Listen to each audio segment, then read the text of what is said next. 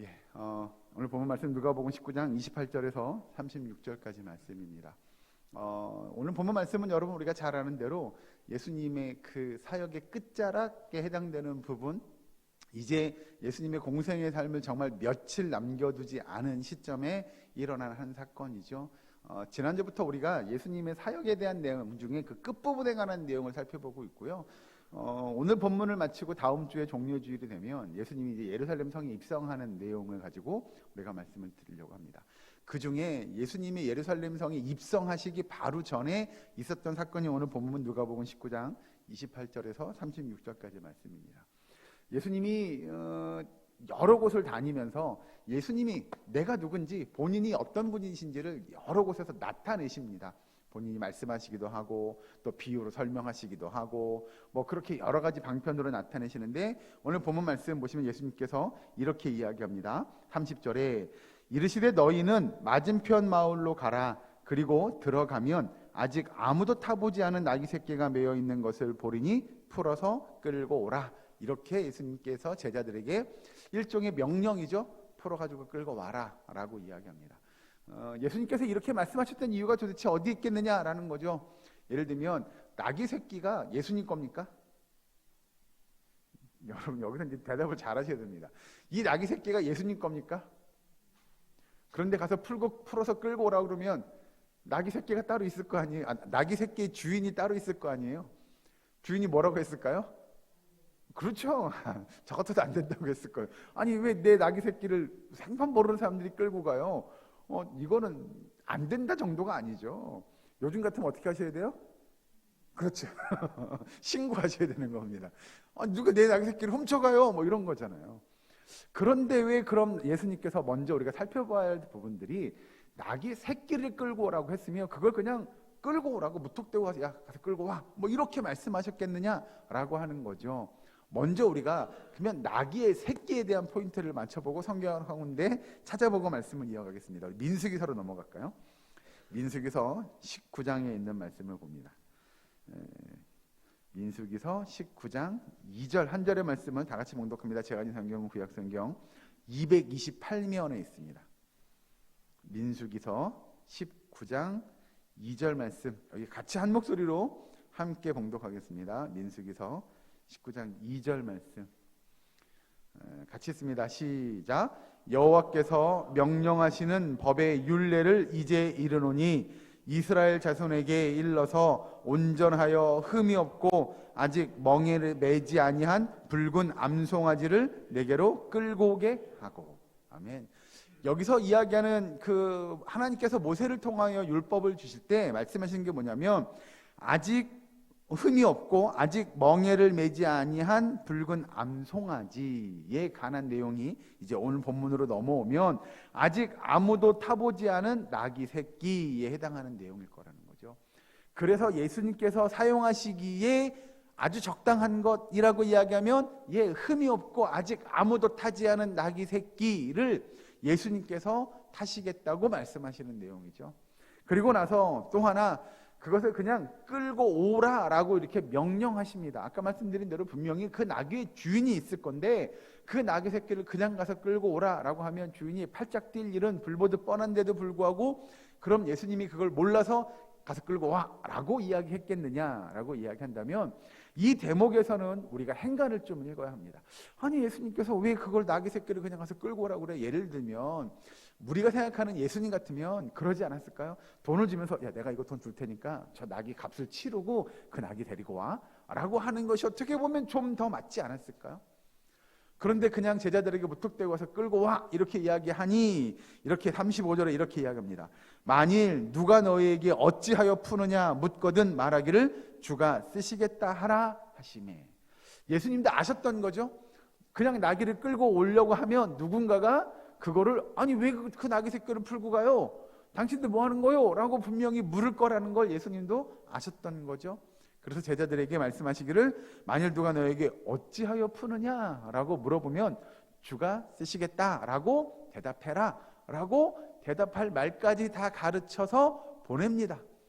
말씀드린 대로 예수님이 그러면 이 나귀 새끼 값을 치를 능력이 안 돼서 그렇겠냐? 아니요, 그게 아닙니다. 예수님께서 분명히 이 일을 지금 이 아무것도 아닌 이 사건을 통해서 예수님께서 나타내고자 하신 사건이 있었다는 거죠. 이걸 이해하려면 예수님이 왜 나귀 새끼를 끌고 그 나귀 새끼를 타고 지금 예루살렘 성에 들어가야 했느냐를 이해하려면 먼저 구약 성경을 한 군데 더 찾아보고 말씀을 이어갑니다. 우리 스가랴서로 넘어갑니다. 거의 끝부분에 있습니다. 구약 성경 끝부분 스가랴서 9장 9절에 있는 말씀을 봅니다. 스가랴서 9장 9절. 제가 가진 성경은 1321면입니다. 구약 성경. 스가랴서 9장 9절 말씀.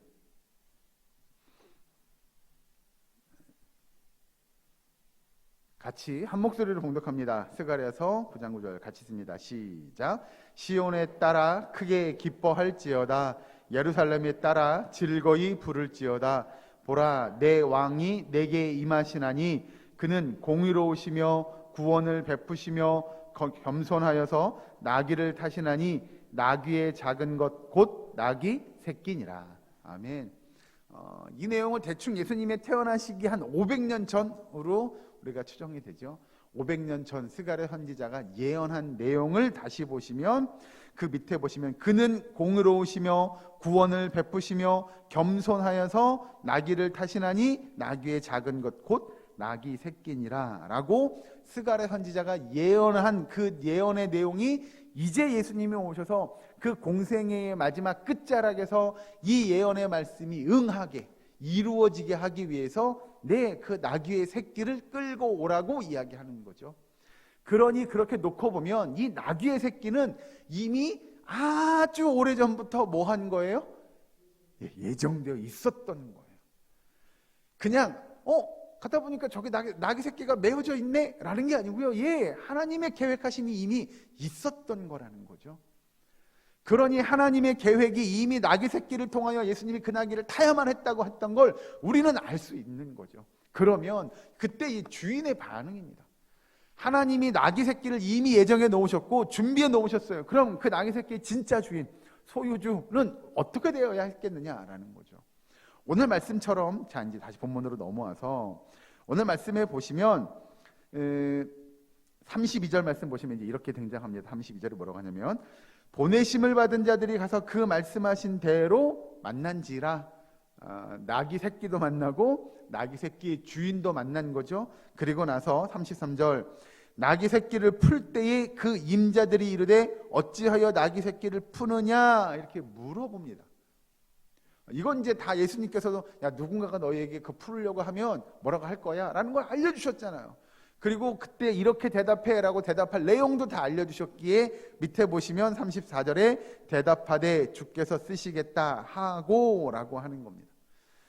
그럼 여기서 이야기하는 대로 그 주께서 쓰시겠다라고 이야기하는 내용은 도대체 무엇이며 그 말씀을 들은 이 나귀 새끼의 주인의 반응은 어떠했겠느냐라고 하는 게 사실 오늘의 가장 중요한 내용일 겁니다. 왜 예수님께서 나귀 새끼의 그렇게 그것을 타야만 했으며 그 나귀 새끼를 타는 이유와 목적이 뭐며 그리고 그 주인은 어떻게 반응했느냐라고 하는 거죠. 먼저 넘어가시기 전에 잠깐 보시면 아까 읽은 대로 말씀을 보시면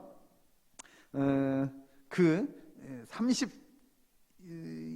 32절부터 보내심을 받은 자들이 가서 그 말씀하신 대로 만난지라 라고 이야기하죠. 여기서 이야기하는 보내심을 받은 자들이 그 말씀하신 대로 라고 하는 건 예수님께서 지금 나귀 새끼를 타는 의미가 무엇인지를 그들이 알고 가서 그래요. 예수님께서 지금 이런 의미와 이런 의도와 이런 목적을 가지고 나귀 새끼를 타셔야 돼요라고 하는 것에 그들이 순종하는 거예요. 즉 뭐냐면 예수님이 지금 예수님이 감당하고자 하고 이 큰 일이 있는데요.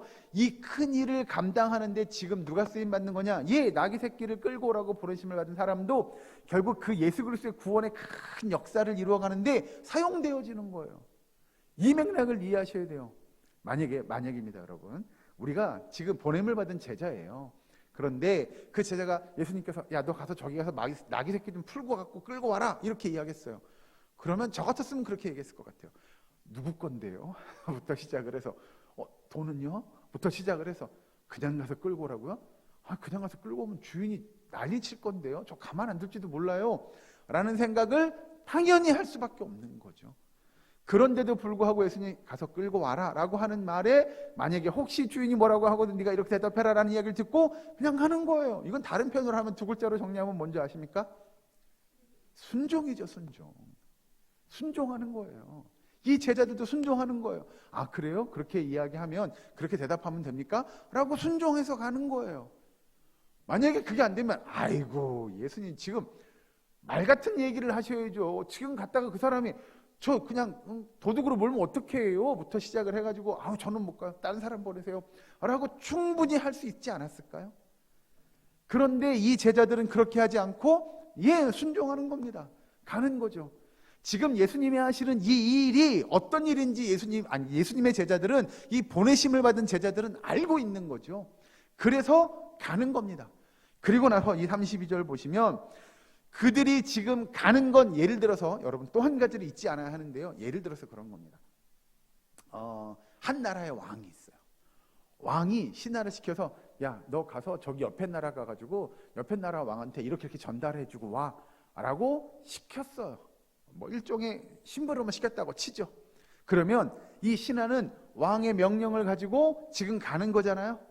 그러면 이 신하가 가는 이 일은 쉽게 예를 들면 자기 개인으로 가는 겁니까? 아니면 왕의 명령을 받고 가는 겁니까? 왕의 명령을 받고 가는 거예요. 그럼 그가 가지고 가는 예를 들어서 문서를 하나 갖고 간다고 치죠. 문서를 갖고 가는 거예요. 그럼 이 문서를 가져가는 그 일은 쉽게 표현하면 뭐냐면 이건 왕의 권위를 가지고 가서 여러분 우리가 그 일을 행하는 거잖아요. 여러분 우리나라도 옛날에 뭐 드라마 같은 거 보면 왕이 신하에게 사약을 내리잖아요. 그러면 이제 그 신하가 왕이 준 그 문서 두루마리 이렇게 말고 막 말 타고 가가지고 어떻게 해요? 딱 내리면서 뭐라 그래요? 어명이요 이런 거 하잖아요. 그러죠? 그리고 사약을 내리면 어떻게 해요? 그 신하는 그 왕이 있는 곳을 보고 이렇게 절하잖아요. 드라마 저만 봤군요. 드라마 사극은 저만 본 걸로 하겠습니다. 아무튼 이게 뭐냐면 왕의 명령을 가지고 가는 건 결국은 왕의 권위를 가지고 가는 거잖아요. 지금 예수님의 제자들이 순종하는 건 예수님께서 말씀하신 그 말씀을 가지고 나아가는 건 이거 가지고 와서 우리가 어떻게 얘기해요? 제가 이거 어떻게 해요가 아니고요.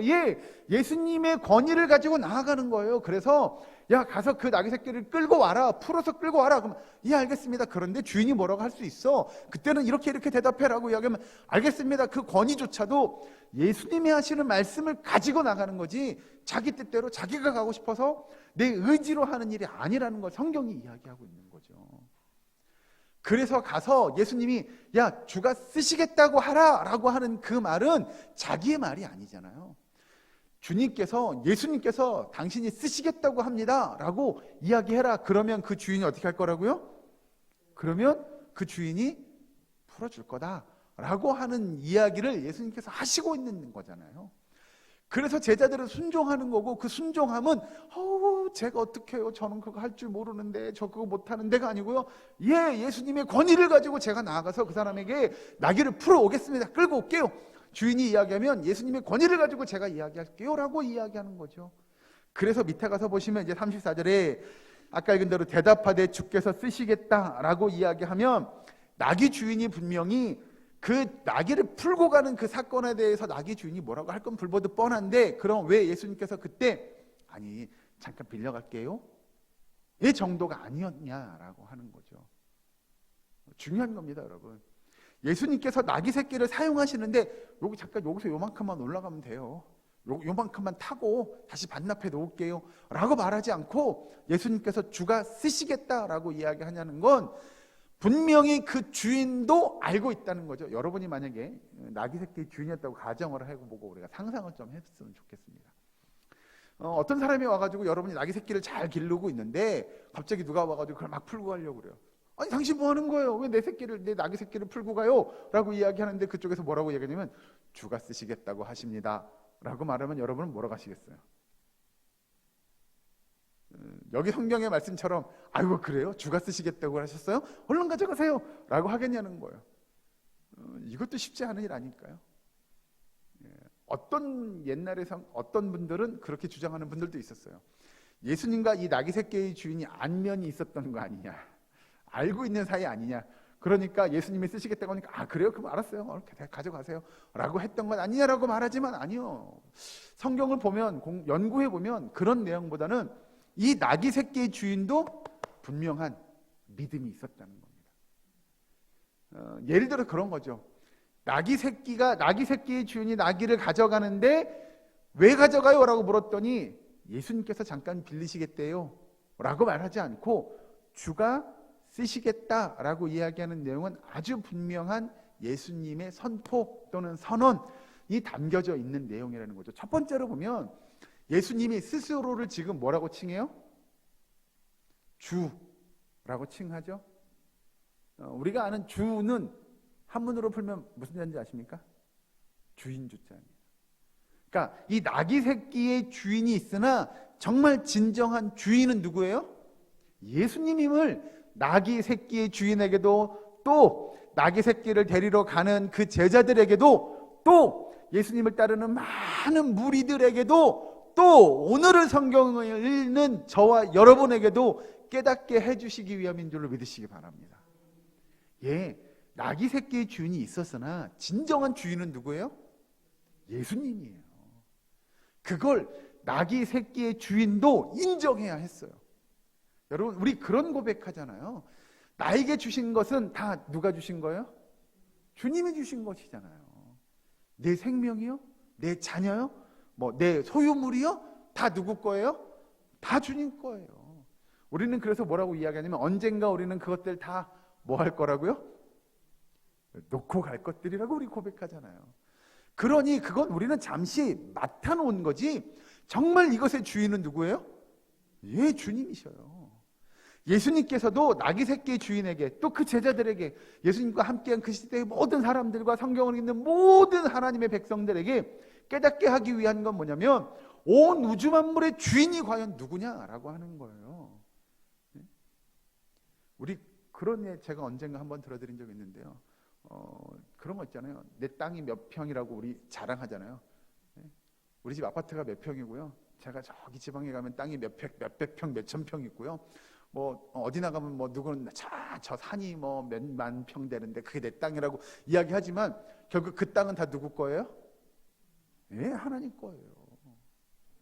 우리는 잠시 우리가 맡아서 관리하는 거, 예, 거기에 우리의 생명도, 우리의 물질도, 우리의 자녀도, 우리가 가진 모든 것들이 다 하나님의 것임을 고백하는 일들이 저와 여러분에게 있어야 될 줄로 믿으시기 바랍니다. 예, 그래서 예수님께서 그 나귀 새끼 주인에게 주라고 하는 표현을 쓰는 거예요.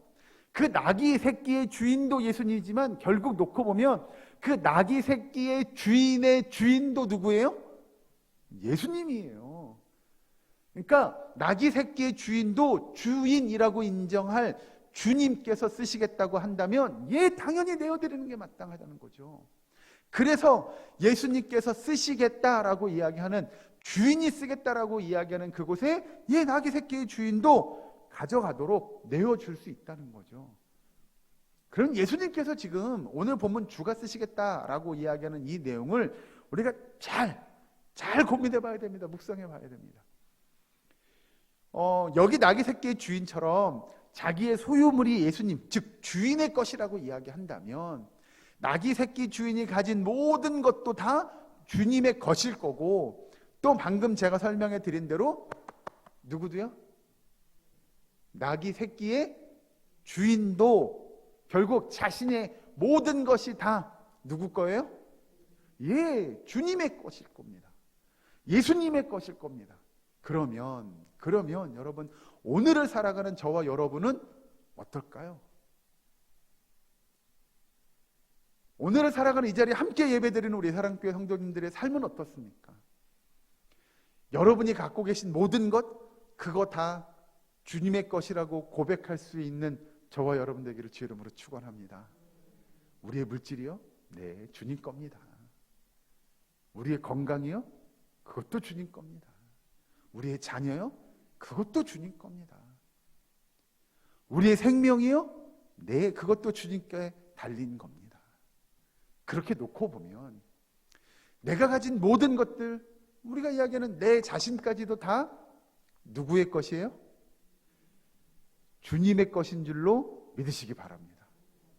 그렇다면 이제 여러분 우리에게 이 나귀 새끼의 주인이 했던 그 모습처럼 그 결단, 그 헌신의 모습이 남아있지 않을까요? 예수님의 제자들이 와서 주가 쓰시겠다라고 이야기하는 그 말씀에 순종함으로 나귀 새끼를 내어주었던 그 주인의 모습처럼 언젠가 주님께서 저와 여러분에게 내가 너를 들어 사용하겠다, 내가 너의 것을 사용하겠다, 내가 너를 사용하겠다라고 말씀하시면 여러분 뭐라고 답하시겠습니까? 주님께서 여러분의 자녀를 사용하겠다고 하시면 어떻게 하시겠습니까? 주님께서 우리가 가진 모든 물질들을 사용하겠다고 하시면 여러분 어떻게 하시겠습니까? 주님께서 저와 여러분에게 맡겨진 그 삶의 시간들을 쓰시겠다고, 그 생명까지도 내가 너의 주인이라고, 내가 쓰겠다고 말씀하시면 여러분들은 어떻게 하시겠습니까? 오늘 여기 등장한 나귀 새끼의 주인처럼 그 나귀를 내어주었던 것처럼 주님 앞에 내어놓을 수 있는 저와 여러분, 우리의 사랑교회 모든 권속될 수 있기를 주의 이름으로 간절히 축원합니다. 우리에게 주신 모든 것이 내 것이 아님을, 주님께서 베풀어 주신 것임을 고백할 수 있는, 그리하여 내 생명까지도 내가 헌신하고 또 내가 순교를 다짐하며 하나님의 영광된 역사를 이루어가는데 우리의 모든 것들을 내려놓을 수 있는 저와 여러분, 우리의 사랑교회 모든 권속될 수 있기를 주의 이름으로 간절히 축원합니다. 기도하겠습니다. 사랑과 은혜 하나님 감사합니다. 아버지, 주님께서 쓰시겠다고 하신 그 말씀에 순종할 수 있는 주의 백성 되게 하여 주시옵소서. 아버지, 우리가 정말 주님의 말씀대로 우리의 믿음의 모습이 하나님 앞에 사용되어지는 주의 백성 되기를 소망합니다. 주님께서 사용하시겠다고 하면 우리의 모든 생명까지도 주님 앞에 헌신하며 순교의 삶을 각오할 수 있는 우리의 사랑교회 모든 건속될 수 있도록 주께서 도와 주시옵소서. 예수님의 이름으로 기도하옵나이다. 아멘.